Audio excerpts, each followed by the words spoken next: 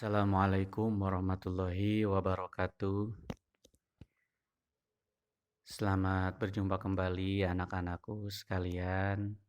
Alhamdulillah, pada kesempatan kali ini kita masih dipertemukan oleh Allah Subhanahu wa taala pada kegiatan pembelajaran untuk pertemuan kedua.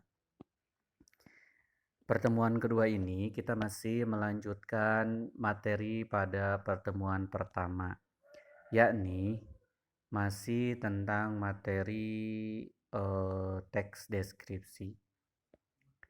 Untuk sekarang, kompetensi dasar yang akan dicapai atau yang akan dilalui oleh kita, yang pertama untuk pengetahuannya akan menelaah tentang struktur dan kebahasaan dari teks deskripsi.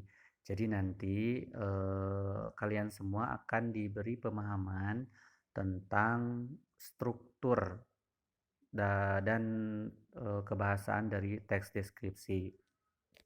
Selanjutnya untuk keterampilannya yaitu kalian akan diminta untuk menyajikan data, gagasan, kesan dalam bentuk teks deskripsi tentang objek. Objeknya baik sekolah, tempat wisata, dan lain-lainnya. Kemudian kalian akan diminta untuk membuat teks deskripsi dan menyajikannya baik secara tulis ataupun lisan, gitu ya. Jadi pada kompetensi dasar kali ini dua kompetensi dasar yang akan dicapai. Yang pertama untuk pengetahuannya, kalian akan diberikan pengetahuan tentang struktur teks dan kebahasaannya, ciri-ciri bahasanya, begitu ya. Walaupun mungkin kemarin sudah sempat dibahas untuk ciri-ciri kebahasaannya.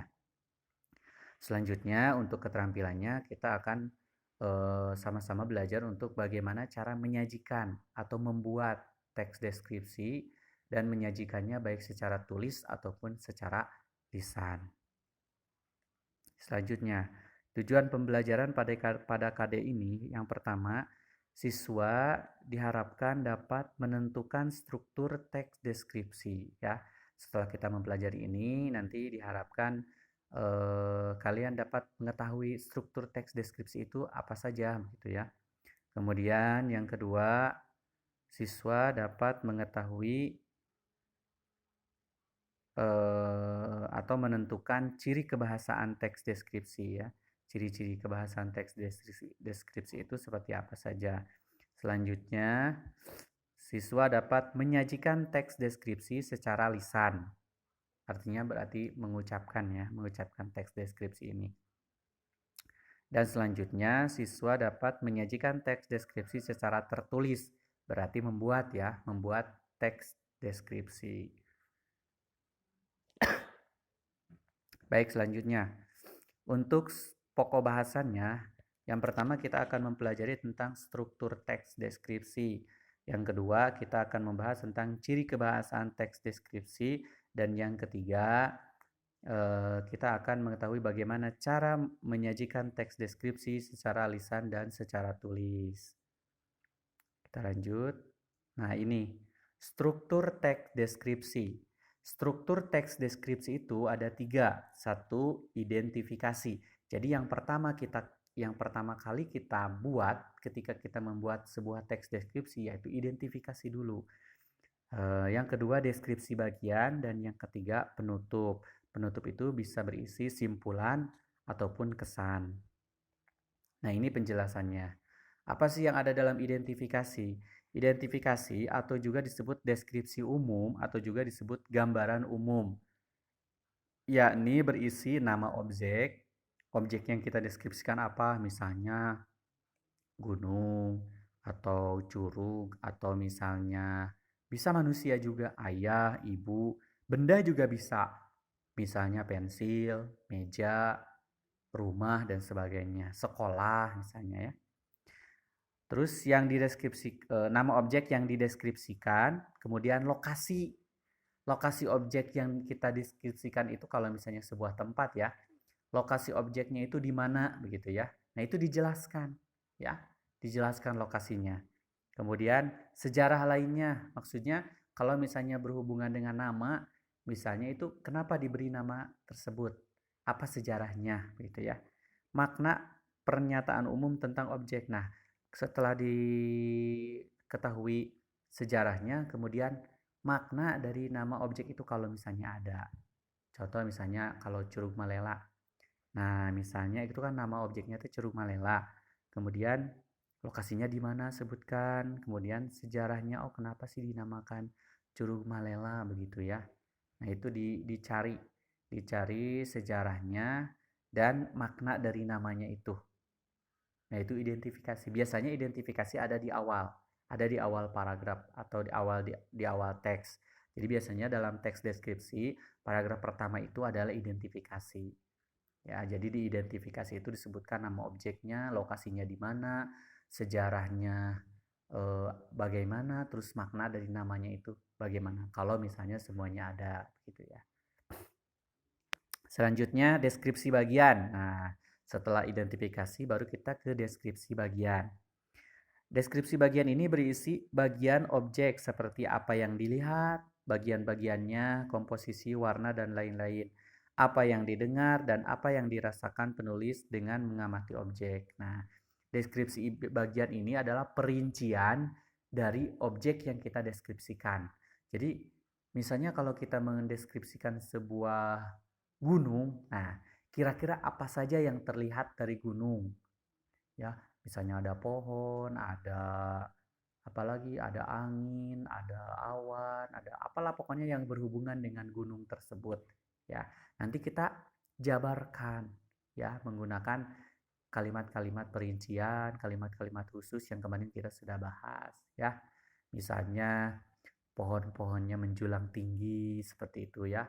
Angin berhembus kencang misalnya atau anginnya berhembus sepoi-sepoi atau bagaimana lah gitu ya. Pokoknya semua yang kita lihat yang berhubungan dengan objek yang kita deskripsikan kita tulis.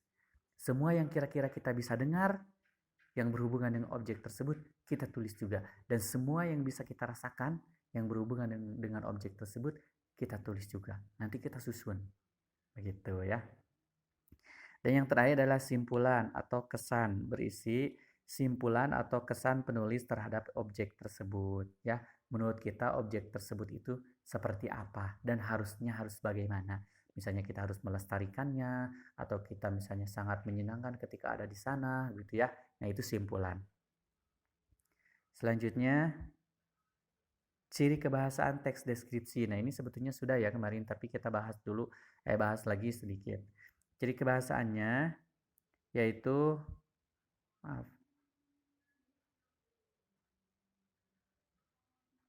Nah, menggunakan sinonim kata yang bermakna khusus. Nah, kemarin sudah dibahas, seperti kata pintar, kita lebih gunakan kata cerdas. Seperti kata indah, kita gunakan jangan indah, tapi misalnya elok, permai, begitu ya. Kemudian menggunakan kalimat perincian. Contoh seperti kemarin, ibu adalah orang yang baik. Nah, kata baiknya kita rinci lagi. Baiknya itu seperti apa? Misalnya, ibu adalah orang yang baik. Iya, nah, ia tidak pernah marah. Ia selalu menyayangi saya. Nah, itu kalimat perincian. Kemudian menggunakan kalimat yang menggunakan serapan indera. Bisa dilihat, bisa didengar, bisa dirasakan. Seperti gunung-gunung berjajar seperti tentara misalnya. Kan itu kita bisa melihat, oh ada gunung yang berjajar gitu ya. Suara angin berhembus kencang. Nah, itu kan seperti seolah-olah didengar ya. Seolah-olah didengar. Kemudian udara sejuk terasa dingin misalnya. Itu kan dapat dirasakannya. Kemudian menggunakan pilihan kata dengan emosi kuat. Nah, seperti tadi ya. Kata dengan emosi kuat ini nanti berhubungan dengan kata umum dan kata khusus. Kemudian menggunakan majas perbandingan, majas personifikasi, simile, dan metafora ya. Waktu itu juga sudah dijelaskan. Menggunakan kata berimbuhan. Kata berimbuhan itu seperti misalnya kalau makan jadi memakan. Nah, itu me ya imbuhannya. Main, bermain. Nah, itu imbuhan, bernya itu imbuhan. Imbuhan itu ada yang di awal, di akhir, di tengah, dan di awal, di akhir. Atau dengan istilah lain ada awalan, ada akhiran, ada gabungan awalan dan akhiran, dan ada sisifan. Nanti kita bahas ya. Kalau awalan berarti di awal, seperti main jadi bermain. Kalau akhiran seperti makan jadi makanan, kan itu ya. Akhiran. Kalau sisifan contoh seperti kerja jadi kinerja. Atau kalau gabungan awalan dan akhiran seperti pakai jadi berpakaian. Contoh atau ciri kebahasan yang lainnya, menggunakan kalimat perincian sudah, menggunakan kata depan.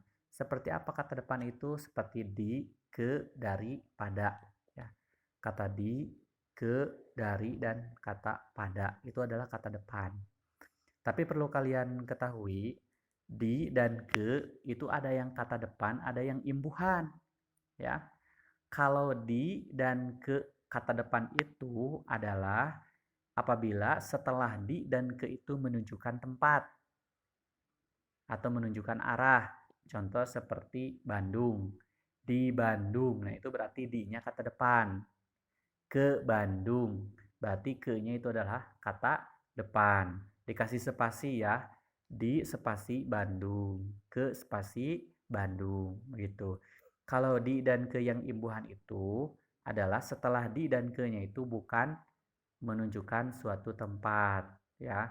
Contoh seperti dilakukan, berarti itu harus disatukan penulisannya ya.